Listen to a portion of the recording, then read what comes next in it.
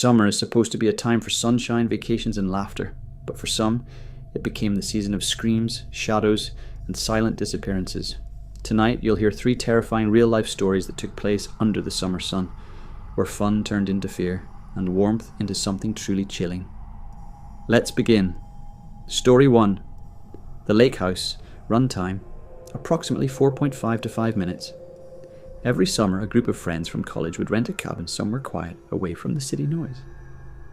This time, they picked a remote lake house in the woods of Maine. No neighbours, no phone signal, just water, trees, and silence. They arrived one Friday evening, 4 of them, Mike, Jenna, Chris and Lila. The house was old but cosy, and the lake looked like something out of a painting.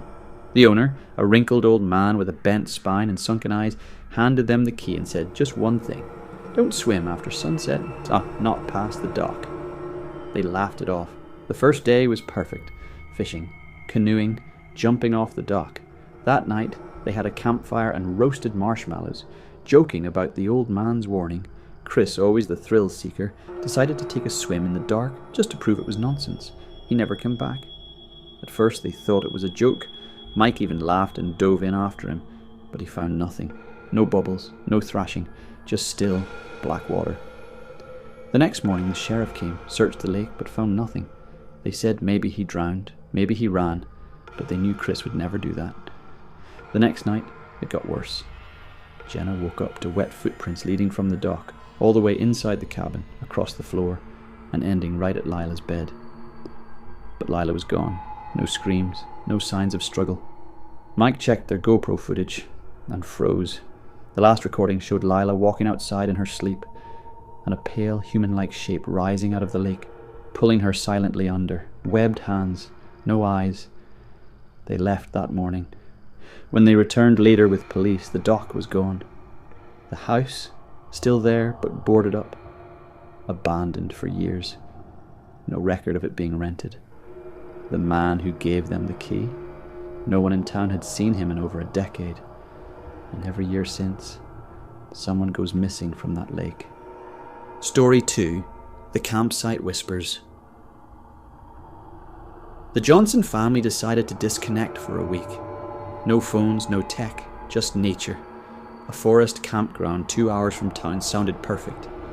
But what they didn't know was that the area had been closed to the public just 3 summers ago after a series of unexplained events. The first night was peaceful. The sound of insects, the crackling fire, and the gentle rustle of trees. But little Emily, 6 years old, woke her parents in the middle of the night and said, "There's a man calling my name from the woods.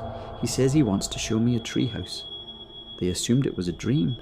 The second night, their golden retriever, Bolt, disappeared. They found his leash snapped near the tree line. No tracks, just deep claw marks on a tree, 6 feet up. That night, the father, Rick, stayed awake with a flashlight and a knife. At around 2 a.m, he heard something, not walking, crawling around the tent, slow, dragging, then a whisper, "Rick, Rick, come see." He jumped out with the flashlight. Nothing. Just woods.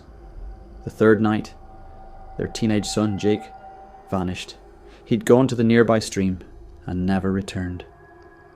His footprints led into the woods and then stopped mid-step. They called for help, but the forest ranger who arrived was visibly shaken. When they mentioned the whispers, he refused to go near their campsite. He muttered, "It's a week again." They fled. Only the mother, Karen, believed what they saw. 2 months later, she got a call from her daughter's school. Emily had been caught whispering to herself in class. When asked who she was talking to, she said, "The man from the woods. He says he'll come for me next summer." The ice cream truck. In the summer of 1998, the town of Rose Creek was as peaceful as ever. Kids played outside till sunset and everyone knew each other. But that year, something strange rolled into town. A faded white ice cream truck that played an eerie, broken-sounding lullaby. No one saw it arrive, but it showed up every day at exactly 4:13 p.m. The driver wore a cracked porcelain clown mask. He never spoke, just waved, handed out ice cream, and never accepted money. The kids loved it. Parents were a little uneasy, but the truck was gone within 10 minutes every day. Then, 8-year-old Tommy didn't come home. Witnesses said he was seen walking after the truck into a nearby alley, but never came out. The alley had no exits, just a dead end. Police searched the entire area. No tire marks, no ice cream wrappers. It was like the truck never existed. Then a girl named Mia disappeared. Same time, same pattern. That's when 14-year-old Lucas decided to follow the truck with his drone.